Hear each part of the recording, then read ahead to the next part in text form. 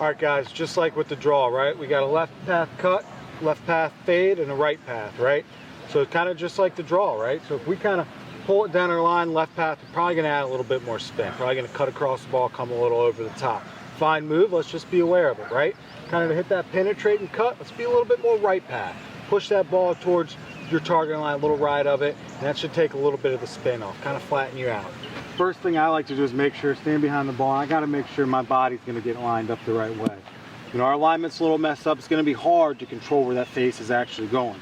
We're gonna make sure we're kind of visualize, right? Visualizing a big component in golf. Visualize that ball moving left to right, and let's kind of see what we got. Really focus, kind of wonder what kind of shot we're playing. Gonna think about a little bit more of a left path cut, add a little spin, take a little distance off. Just like that.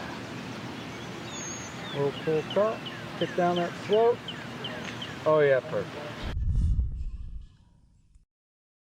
All right, guys, obviously also with that cut, we can be aware of, you know, we might feel like we want to get a little tilted and even more steep to create that angle over the top a little bit. Well, try to avoid that. Let's try to keep that neutral path a little bit.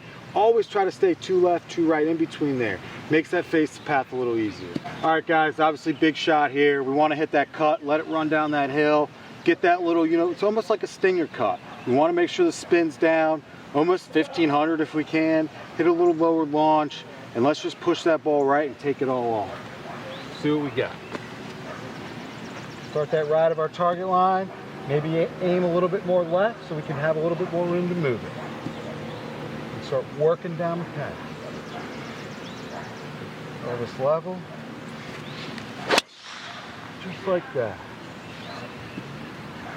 Oh, I can't blow it up better.